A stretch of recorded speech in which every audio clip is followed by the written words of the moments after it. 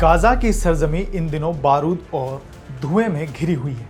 आसमान से मिसाइलें बरस रही हैं, जमीन पर टैंक और तोप आग उगल रही हैं।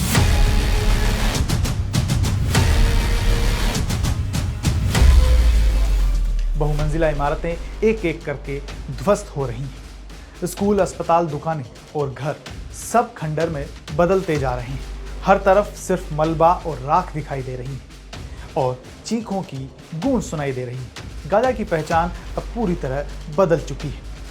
इसी बीच इजरायली सेना ने एक बड़ा कदम उठाया है। सेना अब अपने नए और आधुनिक हथियारों को युद्ध के मैदान में उतारने जा रही है। इन हथियारों में सबसे चर्चित है iron beam air defence system. ये एक अत्याधुनिक लेजर सिस्टम है जो दुश्मन के ड्रोन, रॉकेट और मिसाइलों को हवा में ही खत्म करने में सक्षम है। फाइनल टेस्टिंग के बाद अब इसे ऑपरेशनल कर दिया गया है और जल्द ही गाजा मोर्चे पर इसकी तैनाती होगी। उधर गाजा सिटी पर हमले और तेज हो गए हैं। इजरायली फाइटर जेट लगातार मिसाइलें दाग रहे हैं तो पैदल सेना टैंक और तोपों के साथ धावा बोल रही है। तेल अल हवा इलाके की रिहायशी इमारत को मलबे में तब्दील कर दिया गया है। गाजा सिटी की एक बहुमंजिला इमारत पर नींव को निशाना बनाकर 3 मिसाइलें दागी गईं और पूरी इमारत जमींदोज हो गई।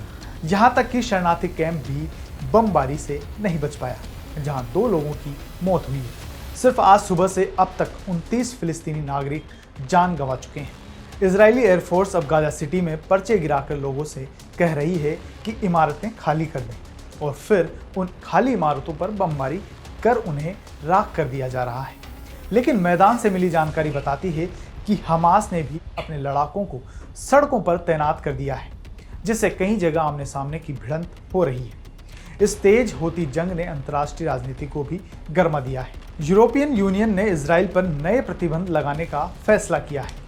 ब्रिटेन, फ्रांस और कनाडा ने खुले तौर पर इजराइल के हमलों की आलोचना की है। इन बयानों से इजरायली प्रधानमंत्री नेतन्याहू ही नहीं बल्कि अमेरिका के राष्ट्रपति डोनाल्ड ट्रंप भी भड़क उठे हैं। इस बात से भड़की इजरायली सेना ने गाजा सिटी को समतल बनाने का अभियान तेज कर दिया है और सूत्रों का दावा है कि युद्ध के बाद इजराइल गाजा का विलय कर ग्रेटर इजराइल की नींव रखने की योजना भी बना सकता है।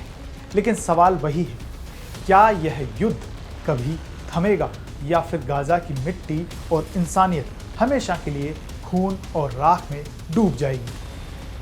इस पूरी जानकारी पर क्या है आपकी राय? कमेंट बॉक्स में जरूर बताएं।